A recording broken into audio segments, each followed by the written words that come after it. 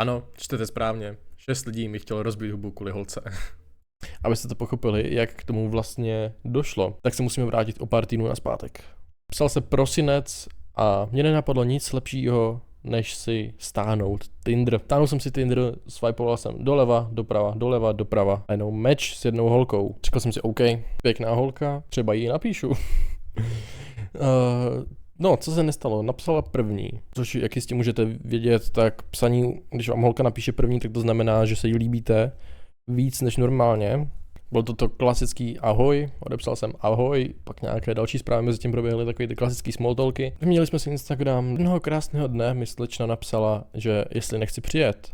A řekl jsem si, OK, mám volný večer, proč ne? K tomu dodala, že je s kámoškou, tak jestli nechci vzít nějakého kámoše. To jsem viděl jako skvělou příležitost a vzal jsem svého kamaráda, který je absolutní extrovert a věděl jsem, že s ním to tam nemůžu pokazit. Takže napsal jsem kámošovi, poslal jsem mu fotku holky, se kterou by tam byl, jakmile fotku schválil, tak jsme si řekli, OK, jedeme tam. Nastalo na den D, připravili jsme se, nastartovali jsme auto a vyjeli jsme směr tam, kde bydlí, samozřejmě. Dojeli jsme tam, představili jsme se rovnou s rodičema, z nějakého důvodu byli tam, tak jsme za nima došli, představili jsme se a vyjeli jsme na takový letiště, co tam měli kousek. To jsme zaparkovali, chillovali jsme, oni si rozdělali alkohol, já jsem samozřejmě nemohl pít, protože jsem byl autem, takže jsem na ně jenom smutně koukal. Tam jsme tak nějak chvilku kecali, 3-4 hoďky a přišly mi ty holky velice fajn, tak jsme pak zhruba okolo 2 ráno jsme vyrazili domů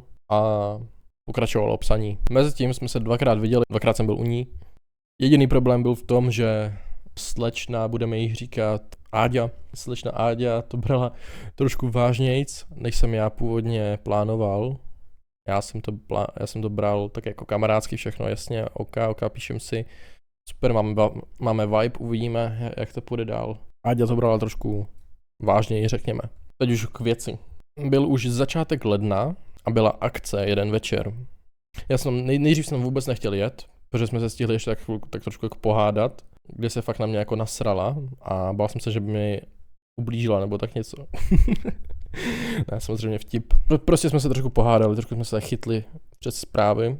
Byl jsem rozhodnutý, že tam rozhodně nepřijedu, ale dal jsem si 3-4 pivka doma a najednou to pivo začalo chutnat, se musím na té akci objevit. Nastal však ale problém, s kým na tu akci pojedu. Protože sám se mi tam rozhodně nechtělo jet, protože to byla akce, která se nacházela na jedné vesnici, trošku dál od mýho místa, kde bydlím. Tak jsem se zeptal svého spolubydlícího, jestli by nechtěl jet se mnou. Samozřejmě, že mi řekl, že nechce, což jsem bral jako největší zradu. A samozřejmě nespokojil jsem se s prohrou, s tím, že by tam se mnou nejel. Půl hodiny jsem ho přemlouval, psal jsem chatovi GPT. Přímo před ním jsem psal chatovi GPT, jak přemluvit kamaráda. Pomohla jedna věta a ta věta byla brokout. Jakmile jsme zmínil brokout, tak se všechno obrátilo o 180 stupňů, vzali jsme taxíka a jeli jsme tam. Přijeli jsme tam, všechno v pohodě, koupili jsme si vstup a šli jsme po takových schodech. Jdeme po schodech a najednou bum, ona naproti nám a Áďa naproti nám ještě s 2 kamarádkama. Teď jsem nevěděl, co mám dělat, tak jsme si to s kámošem takticky rozdělili. Kamarád si šel povídat s Áďou a já jsem si šel povídat s těma 2 kámoškama. Během toho rozhovoru se vlastně nestalo nic důležitého, jenom to, že mi to kámoš u té Ádi vyžehlil nějakým zádným způsobem. Já jsem si myslel, že to je prostě nevyžehlitelná, nezachranitelná situace. A ona pak najednou za mnou došla, byla jako v pohodě. A já jsem si říkal, aha, jak je to možné. Večer plynul dál. Já jsem klasicky pil, jako na každé akci. Chillovali jsme tam, tancovali jsme, všechno super. Nastala taková vtipná situace, kdy jsme byli na takovém vyvýšeném místě a viděli jsme na celý parket, kde tancovali všichni. A Áďa tam tancovala se mnou a já jsem se tak jako furt rozhlížel.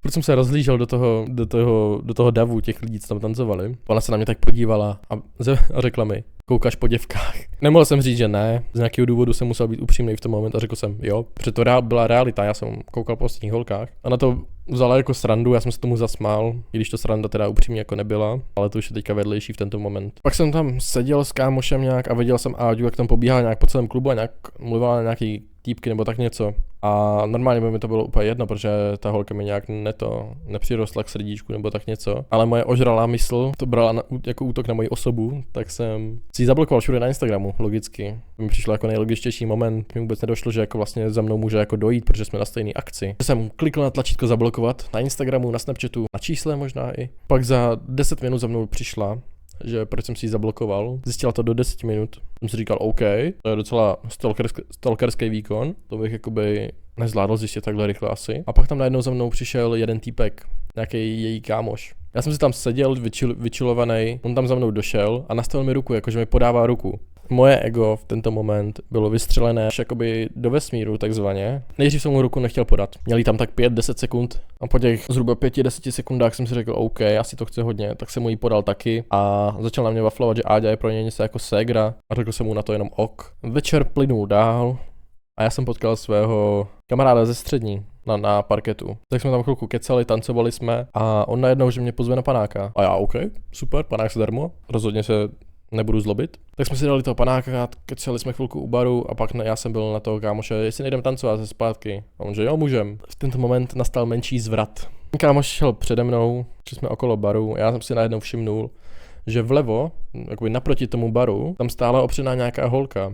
Jsem se na ní podíval, ona se podívala na mě, nějak jsme se na sebe usmáli, došel jsem za ní a zeptal jsem se jí, jestli nejdem tancovat. A ona, že jo, klidně. Tak jsem s ní šel já tancovat a prostě jsme tam tancovali a trošku jsme se tak jako dotýkali, řekněme to tak. Samozřejmě, kdo to neviděl, Áďa. Viděla to Áďa, všechny její kámošky a můj kámoš a i ten její kámoš, já nevím. Začne pak někam odešla a jenom mi začal vibrovat telefon od zpráv z Messengeru. Tak jsem si tak jako chytnul ten telefon, podíval jsem se na to a bylo tam asi 8 zpráv od mýho kámoše, který tam se mnou byl na té akci. Byly to zprávy typu, kámo, kde seš?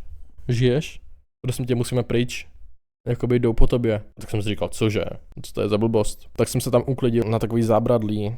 Takový výstupek tam byl, auto bylo zábradlí, tak to jsem se opřel. A byl jsem tam s tím kámošem ze střední a pak tam došel i ten můj kámoš, s kterým jsem tam přijel. A začal mi tam říkat, no hele, já jsem tam byl s Áďou, byl tam i ten její kámoš a on říkal nějak, že ti chtějí rozbít držku v 6 lidech. Ten moment normálně by ve mně hrklo a zbalil bych si všechny svoje věci, i bych čapl toho kámoše a utíkali bychom do taxíku zpátky domů. Ale v ten moment ožralému Jabkinzovi nevysvětlíte to, že úplně 6 proti 1 nevyhraje, ještě v tom stavu, v jakým je. Zůstalo to tak, že jsme tam stáli furt u toho zábradlí, já a ti 2 kámoši a najednou tam přišel ten kámoš, tý Ádi a tak nějak na mě nastoupil.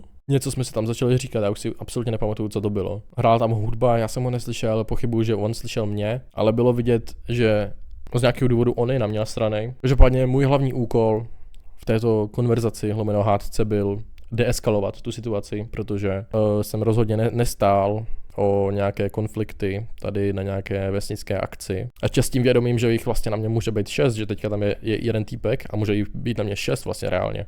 Tak jsem to zkoušel deeskalovat, cokoliv všechno. Týpek si furt jel svoje, furt mi tam něco říkal, já už si to fakt nepamatuju. A končilo to tak, že můj kámoš, se kterým jsem tam přijel, tak ťuknul na security a security ťukla do něj a týpek odešel. V tu chvíli jsem vystřízlivěl, poděkoval jsem kámošovi a šli jsme pryč. Šli jsme dolů do šatny si vzít bundy. Za mnou tam ještě došla Áďa, že to chce jako vyřešit nebo něco takového. Tak já ještě úplně adrenalin v těle, klepaly se mi ruce. Úplně klepavou řečí jsem jí říkal, jo jasně, ale počkej tam na mě nahoře, já tam hnedka přijdu. No samozřejmě plán rozhodně nebyl tam přijít za ní. To bylo to poslední, co bych zrovna chtěl. Pamatuju si, jak jsme stáli v té frontě na bundy. Před náma byli asi 2 nebo 3 lidi. Trvalo to tak 5 minut, než si oni vzali ty bundy. Já jsem to cítil tak, že to prostě trvalo minimálně 20 minut. Ale bylo to tak 5.